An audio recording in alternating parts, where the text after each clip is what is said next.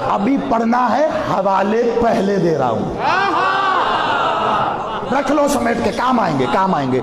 ایک کتاب کا مانگا تھا، میں 12 کے صدقے 12 کتابوں کے حوالے دے رہا ہوں، اور یہ صرف ایسے اتنے سے۔ اچھا مزے کی بات ہے، دیکھو بات کیا ہے، ثابت کیا کرنا ہے کہ شہزادے کی شہادت ہے، یہ ثابت کرنا ہے۔ تو میں ظہور ثابت کر دوں، شہادت تو خود ہی ہو جائے گی۔ جھگڑا تو اسی بات پہ ہے، عصمت کی عمارت جو گری ہوئی ہے لوگوں کی غلط روایتوں کی وجہ سے، وہ اسی لیے ہے نا کہ شکم مادر سے منسوب کرتے ہیں، جبکہ یہ صریحاً غلط ہے معصوم کا، کیونکہ ظہور ہے، ہم تو اسی بات کے قائل ہیں۔ تو چلو پھر ایک لمحے جلدی سے سن لو، میں اہل تشیع کتابوں کے حوالے دوں تو بات تو اہل تشیع کتابوں کے حوالے دے دی، مزہ تو تب آئے گا جب اس روایت کا حوالہ ہو اور کتابیں ہوں اہل سنت ہی۔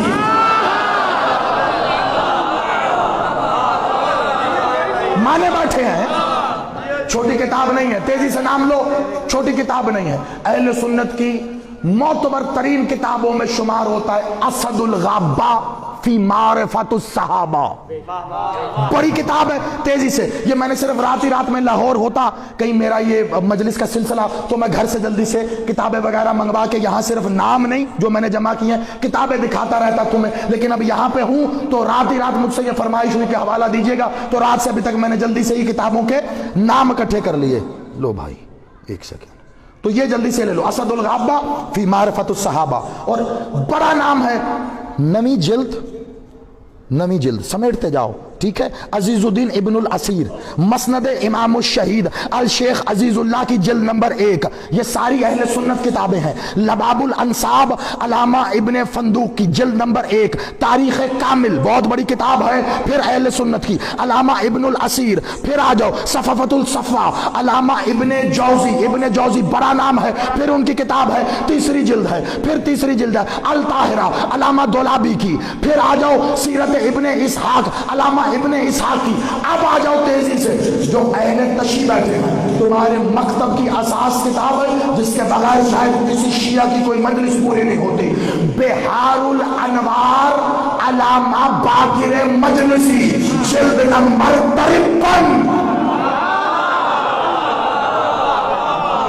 ٹھیک، ظہور بڑی توجہ، ابھی صرف نام لو، ٹھیک ہے۔ بہار میں لکھ رہے ہیں علامہ باقر مجلسی، جلد 53۔ اچھا اس کے بعد ہدایت القبرہ میں علامہ عبد الحسین حمدان نے لکھا ہے اس کو۔ پھر پیام آور عاشورہ سخن فارسی کی کتاب ہے، اس میں لکھا علامہ عطا اللہ مہاجرانی، بہت بڑا نام ہے۔ نہج المعرفت، مصباح الشیعہ، چشم اشک، ایسے انبار لگا دوں گا میں جن میں یہ تحریر کیا گیا کہ سرکار محسن ابن حسن کا ظہور کب ہوا آپ بتاؤ۔ غدیر کب ہوئی تھی؟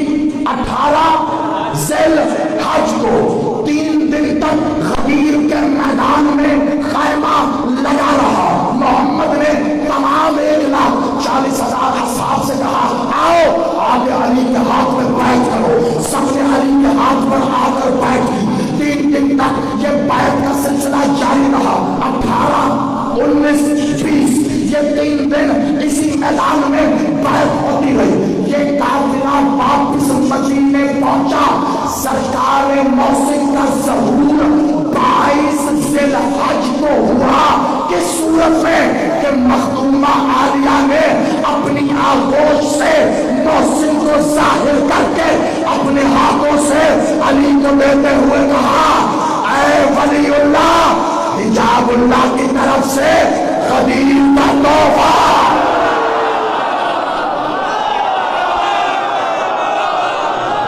ہاں بی بی نے دیا، محسن بادشاہ غدیر کا تحفہ تھے، حجاب اللہ سے ظاہر ہو کر ولی اللہ کے لیے غدیر کے تحفے کے طور پر دیا گیا۔ بادشاہ کا ظہور ہے 22 ذی الحج، اس میں چند کتاب ہے جنہوں نے 24 بھی لکھا ہے، لیکن زیادہ جو مستند ہیں وہ کہتی 22 ذی الحج کو بادشاہ محسن کا ظہور ہوا۔ مشبر مخدومہ کا ایک اسم معلیٰ ہے، حسن اور حسین کو ملا کے نام رکھتے ہو نا، کیا کہتے ہو؟ تو اب آپ کہیں گے جی ایک نقطہ تو یہ بھی رہ گیا، میرے جانے کے بعد آپ کے ذہن میں آئے، مجھے پتا اس لیے پہلے جواب دے رہا ہوں کہ حسن و حسین کو ملا کے تو حسنین ہے، آپ کہہ رہے ہیں تیسرے شہزادے نے ظہور کیا، تو پھر تیسرے کو ملائیں گے تو کیا ہوا؟ تاریخ میں نام لکھا ہوا ہے، جب تینوں شہزادوں کا نام ملایا جائے گا حسن، حسین اور محسن، تو بنتا ہے محسنین۔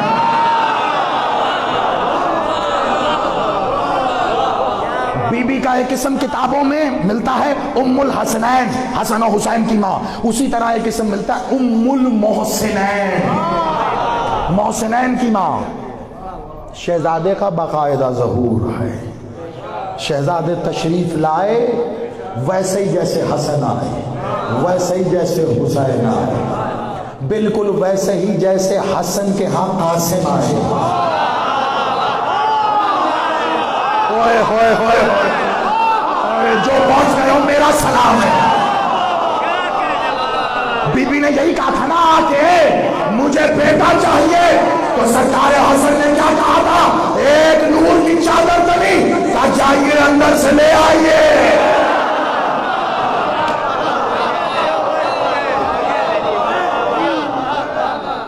ان پہ بشریت کے تقاضوں کا اطلاق نہ کرنا۔ بی بی نے تحفہ دیا تھا محسن، اور اللہ کے اسم کا حامل علی کے بعد محسن آیا۔ میں یہاں فضائل محسن پڑھوں، یقیناً پڑھوں، لیکن اس سے زیادہ ضروری ہے ایک غلط روایت کی دلیل کے ساتھ رد، وہ زیادہ ضروری ہے کہ جو حمل اور سخت والی روایت ہے جو مصائب میں پڑھی جاتی ہے، میں دلیل کے ساتھ اس کو رد کرنے لگا ہوں۔ دیکھیے جو بات بتائی ہے وہ ثابت تو تبھی ہوگی نا جب وہ رد بھی تو ہو، وہ اپنی جگہ کھڑی رہے تو یہ کیسے ثابت ہوگی؟ آئیے میں آپ کو چال باز مولوی کی عیاری کا منہ بولتا ثبوت دکھاؤں۔ حمل کس زبان کا لفظ ہے؟ عربی کا، اور سخت عربی کا۔ اردو بذات خود کوئی زبان نہیں ہے۔ دیکھو میں نے پہلے آپ کو پوری مجلس سنا دی، مجھے پتا تھا یہاں رک کے تم تک پیغام پہنچانا، اس لیے اب آخر میں اس کو ایسے ہی سننا، اسی تسلسل سے ہم مسائل میں داخل ہو جائیں گے، توجہ رکھنا۔ یہ اردو تو بذات خود کوئی زبان ہی نہیں ہے نا، مختلف زبانوں سے الفاظ کو مستعار لے کر ایک زبان بنی جسے اردو کہتے ہیں۔ اس کے معنی لشکری کے ہیں، فارسی کے، عربی کے، سنسکرت کے لے کے بنا دیے ترکی کے۔ تو یہ دونوں لفظ عربی کے ہیں، حمل بھی اور سخت بھی، لیکن ان دونوں بہت توجہ سے سنیے گا، بہت توجہ سے میں رد پیش کر رہا ہوں۔ ان دونوں لفظوں کی جو منسوبیت ہے نا، وہ مستور کی ایک خاص کیفیت کے ساتھ جڑی ہوئی ہے۔ جب ہم کہتے ہیں حمل تو اس سے ہمارے ذہن میں مستور کی ایک خاص کیفیت آ جاتی ہے کہ وہ شکم کے ساتھ حمل کی کیفیت میں موجود ہے، ٹھیک ہے، ایک جڑا ہوا ہے نا سلسلہ۔ اسی طرح جب ہم کہتے ہیں سخت تو وہ بھی اسی کیفیت سے جڑا ہے، یعنی کہ جب کسی مستور کا حمل گر جائے، ضائع ہو جائے، تو اسے کہتے ہیں سخت ہو جانا۔ لیکن ان کے معنی کیا ہیں؟ اصل بات تو تبھی ہوگی نا قبلہ، علمی جواب تو تبھی ہے۔ یہ تو ایک مستور کی کیفیت کے ساتھ جڑ گئے، ان کے کوئی معنی بھی ہوں گے۔ قبلہ عربی میں حمل کہتے ہیں اٹھا لینے کو۔ حمل کے اچھا میں کوئی جنگل میں خطاب کر رہا ہوں، آج کل تو گوگل کے ذریعے ہر بندہ ہی آدھا مولوی بنا ہوا ہے، آپ ٹائپ کر کے دیکھ لیں حمل کے کیا معنی ہے، اردو میں بتا دے گا۔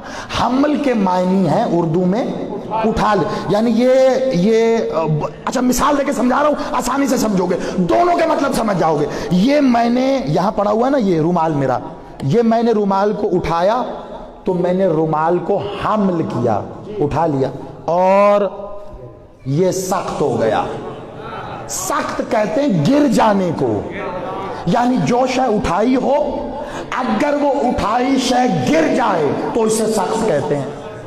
اگر حمل کے معنی مولوی بضد ہے کہ اس نے شکم مادر سے ہی لینے ہیں، تو پھر قرآن کی اس آیت کو کہاں لے کے جائے گا جہاں اللہ فرشتوں کے لیے کہہ رہا ہے حاملان العرش۔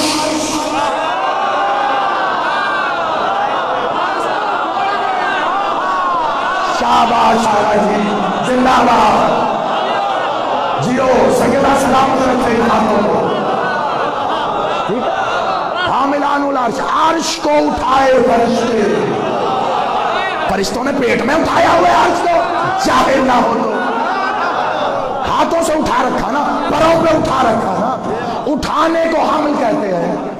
उठाया हुआ जब गिर जाए तो उसे सख्त कहते हैं। मौलवी ने डंडी ये मारी, पूरी रिवायत को जब उर्दू में बयान किया तो सारी रिवायत को उर्दू में बयान किया, हमल को जानबूझ के हमल पढ़ा और सख्त को जानबूझ के सख्त पढ़ा, ताकि सुनने वालों के जहन में हमल से मुराद शिकम आए कि दरवाजा गिरा और शिकम मादर से सख्त हो गया ना। सरकार मोहसिन को पाक बीबी ने अपनी आगोश में उठाया था, हमल किया था, वो गिरे।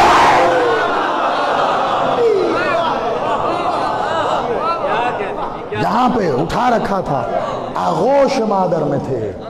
बादशाह सरकार ने जब मस्जिद नबवी की तामीर फरमाई है तो उस मस्जिद नबवी की तामीर में मौला मोहम्मद भी खुद मौजूद थे। तरफैन की रिवायत कहती बादशाह मोहम्मद ने भी खुद मस्जिद की तामीर में हिस्सा लिया।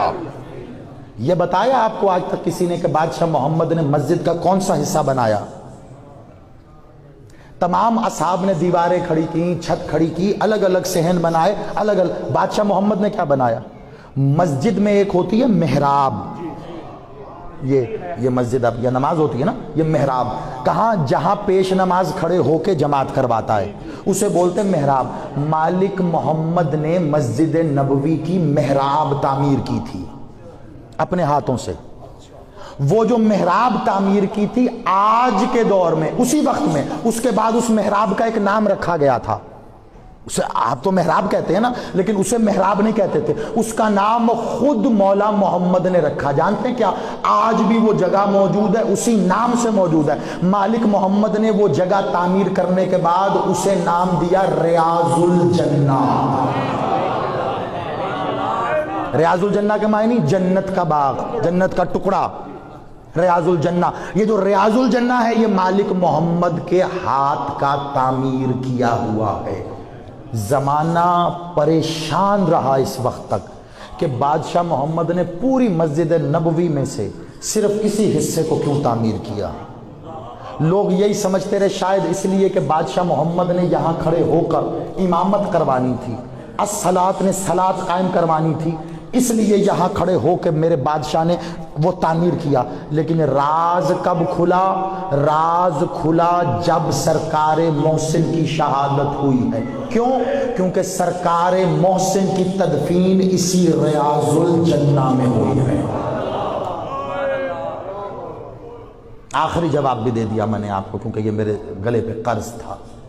और तदफीन किसने की है? मौला हुसैन ने।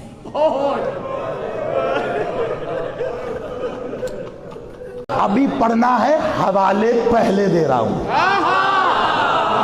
रख लो समेट के, काम आएंगे, काम आएंगे। एक किताब का मांगा था, मैं 12 के सदके 12 किताबों के हवाले दे रहा हूं। और ये सिर्फ ऐसे इतने। अच्छा मजे की बात है, देखो बात क्या है, साबित क्या करना है कि शहजादे की शहादत है, ये साबित करना है। तो मैं ज़हूर साबित कर दूं, शहादत तो खुद ही हो जाएगी। झगड़ा तो इसी बात पे है। इस्मत की इमारत जो गिरी हुई है लोगों की गलत रिवायतों की वजह से, वो इसीलिए है ना कि शिक्म मादर से मंसूब करते हैं, जबकि ये सरीहन गलत है मासूम का, क्योंकि ज़हूर है। हम तो इसी बात के कायल हैं। तो चलो फिर एक लम्हे जल्दी से सुन लो। मैं अहले तशी किताबों के हवाले दूं तो बात तो अहले तशी किताबों के हवाले दे देगी। मजा तो तब आएगा जब इस रिवायत का हवाला हो और किताबें हो अहले सुन्नत की।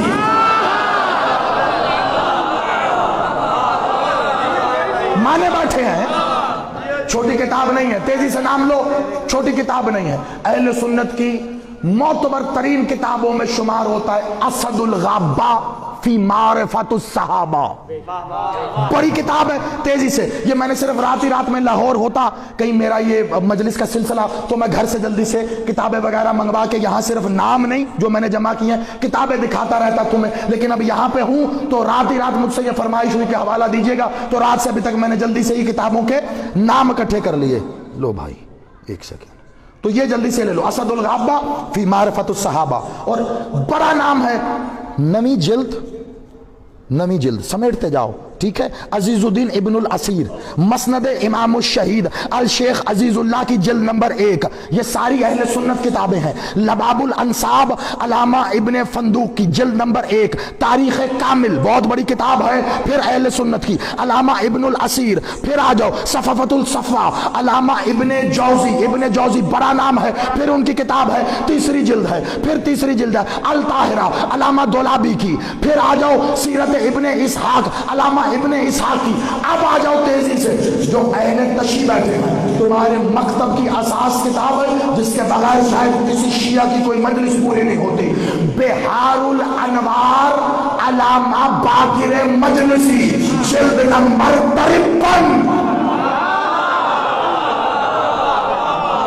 ٹھیک، ظہور بڑی توجہ، ابھی صرف نام لو، ٹھیک ہے، بہار میں لکھ رہے ہیں علامہ باقر مجلسی، جلد 53۔ اچھا، اس کے بعد ہدایت القبرا میں علامہ عبد الحسین حمدان نے لکھا ہے اس کو، پھر پیام آور عاشورہ سخن فارسی کی کتاب ہے، اس میں لکھا علامہ عطا اللہ مہاجرانی، بہت بڑا نام ہے، نہج المعرفت، مصباح الشیعہ، چشم اشق، ایسے انوار لگا دوں گا میں جن میں یہ تحریر کیا گیا کہ سرکار محسن ابن حسن کا ظہور کب ہوا آپ بتاؤ؟ غدیر کب ہوئی تھی؟ 18 ذی الحج کو، 3 دن تک غدیر کے میدان میں خیمہ لگا رہا، محمد نے تمام 1,40,000 اصحاب سے کہا آؤ آگے علی کے ہاتھ میں بیعت کرو، سب نے علی کے ہاتھ پر آ کر بیعت کی، 3 دن تک یہ بیعت کا سلسلہ جاری رہا، 18 19 20 یہ 3 دن اسی میدان میں بیعت ہوتی رہی، یہ قافلہ واپس مدینے پہنچا، سرکار محسن کا ظہور 22 ذی الحج کو ہوا، کس صورت میں کہ مخدومہ عالیہ نے اپنی آغوش سے محسن کو ظاہر کر کے اپنے ہاتھوں سے علی کو دیتے ہوئے کہا اے ولی اللہ، حجاب اللہ کی طرف سے غدیر کا تحفہ۔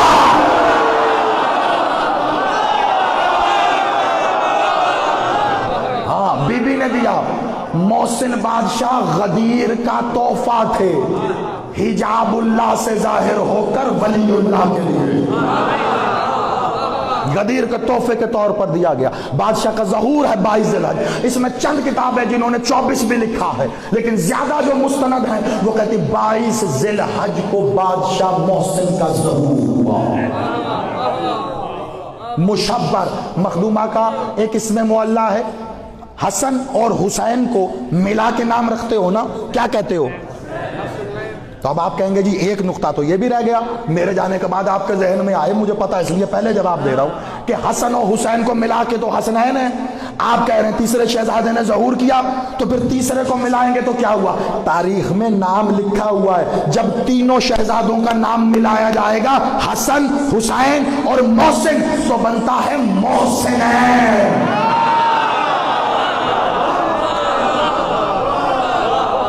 بی بی کا ایک اسم کتابوں میں ملتا ہے ام الحسنین، حسن و حسین کی ماں، اسی طرح ایک اسم ملتا ہے ام المحسنین، محسنین کی ماں۔ شہزادے کا باقاعدہ ظہور ہے، شہزادے تشریف لائے ویسے ہی جیسے حسن آئے، ویسے ہی جیسے حسین آئے، بالکل ویسے ہی جیسے حسن کے ہاں قاسم آئے۔ ہوئے ہوئے ہوئے ہوئے، جو پہنچ گئے ہو میرا سلام ہے۔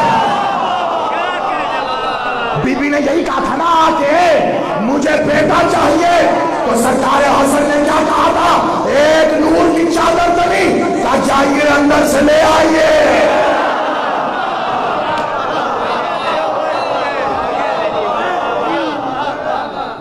ان پہ بشریت کے تقاضوں کا اطلاق نہ کرنا۔ بی بی نے تحفہ دیا تھا محسن، اور اللہ کے اسم کا حامل علی کے بعد محسن آیا۔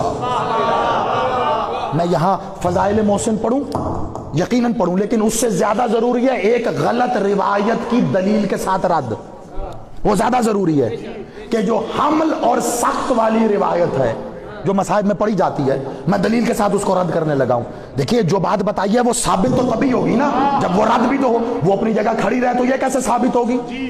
آئیے میں آپ کو چال باز مولوی کی عیاری کا منہ بولتا ثبوت دکھاؤں. حمل کس زبان کا لفظ ہے؟ عربی کا. اور سخت عربی کا. اردو بذات خود کوئی زبان نہیں ہے. دیکھو میں نے پہلے آپ کو پوری مجلس سنا دی، مجھے پتا تھا یہاں رک کے تم تک پیغام پہنچانا، اس لیے اب آخر میں اس کو ایسے ہی سننا. اسی تسلسل سے ہم مسائل میں داخل ہو جائیں گے، توجہ رکھنا. یہ اردو تو بذات خود کوئی زبان ہی نہیں ہے نا. مختلف زبانوں سے الفاظ کو مستعار لے کر ایک زبان بنی جسے اردو کہتے ہیں. اس کے معنی لشکری کے ہیں، فارسی کے، عربی کے، سنسکرت کے لے کے بنا دیے ترکی کے. تو یہ دونوں لفظ عربی کے ہیں، حمل بھی اور سخت بھی. لیکن ان دونوں بہت توجہ سے سنیے گا، بہت توجہ سے میں رد پیش کر رہا ہوں. ان دونوں لفظوں کی جو منسوبیت ہے نا وہ مستور کی ایک خاص کیفیت کے ساتھ جڑی ہوئی ہے. جب ہم کہتے ہیں حمل تو اس سے ہمارے ذہن میں مستور کی ایک خاص کیفیت آ جاتی ہے کہ وہ شکم کے ساتھ حمل کی کیفیت میں موجود ہے. ٹھیک ہے، ایک جڑا ہوا ہے نا سلسلہ. اسی طرح جب ہم کہتے ہیں سخت تو وہ بھی اسی کیفیت سے جڑا ہے، یعنی کہ جب کسی مستور کا حمل گر جائے، ضائع ہو جائے، تو اسے کہتے ہیں سخت ہو جانا. لیکن ان کے معنی کیا ہیں؟ اصل بات تو تبھی ہوگی نا قبلہ، علمی جواب تو تبھی ہے. یہ تو ایک مستور کی کیفیت کے ساتھ جڑ گئے، ان کے کوئی معنی بھی ہوں گے. قبلہ عربی میں حمل کہتے ہیں اٹھا لینے کو. حمل کے اچھا میں کوئی جنگل میں خطاب کر رہا ہوں، آج کل تو گوگل کے ذریعے ہر بندہ ہی آدھا مولوی بنا ہوا ہے. آپ ٹائپ کر کے دیکھ لیں حمل کے کیا معنی ہے، اردو میں بتا دے گا. حمل کے معنی ہیں اردو میں اٹھا لے، یعنی یہ اچھا مثال دے کے سمجھا رہا ہوں، آسانی سے سمجھو گے، دونوں کے مطلب سمجھ جاؤ گے. یہ میں نے یہاں پڑا ہوا ہے نا، یہ رومال میرا، یہ میں نے رومال کو اٹھایا تو میں نے رومال کو حمل کیا، اٹھا لیا، اور یہ سخت ہو گیا. سخت کہتے ہیں گر جانے کو، یعنی جو شے اٹھائی ہو اگر وہ اٹھائی شے گر جائے تو اسے سخت کہتے ہیں. اگر حمل کے معنی مولوی بضد ہے کہ اس نے شکم مادر سے ہی لینے ہیں تو پھر قرآن کی اس آیت کو کہاں لے کے جائے گا جہاں اللہ فرشتوں کے لیے کہہ رہا ہے حاملان العرش.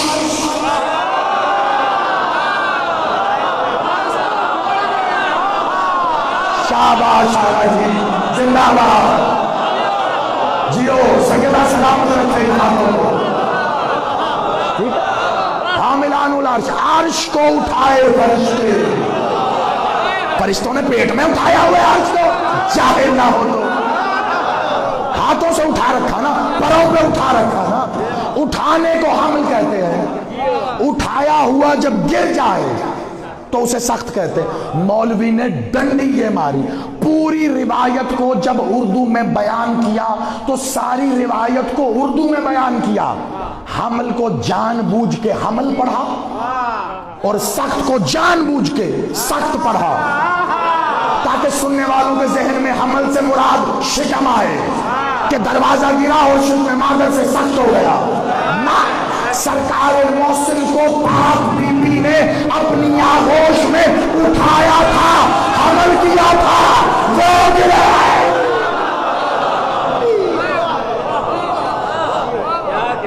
یہاں پہ اٹھا رکھا تھا، آغوش مادر میں تھے.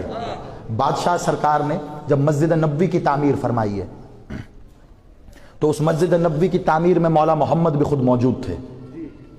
طرفین کی روایت کہتی بادشاہ محمد نے بھی خود مسجد کی تعمیر میں حصہ لیا. یہ بتایا آپ کو آج تک کسی نے کہ بادشاہ محمد نے مسجد کا کون سا حصہ بنایا؟ تمام اصحاب نے دیواریں کھڑی کی، چھت کھڑی کی، الگ الگ صحن بنائے، الگ الگ. بادشاہ محمد نے کیا بنایا؟ مسجد میں ایک ہوتی ہے محراب، یہ مسجد اب یہ نماز ہوتی ہے نا، یہ محراب کہاں؟ جہاں پیش نماز کھڑے ہو کے جماعت کرواتا ہے اسے بولتے ہیں محراب. مالک محمد نے مسجد نبوی کی محراب تعمیر کی تھی. اپنے ہاتھوں سے.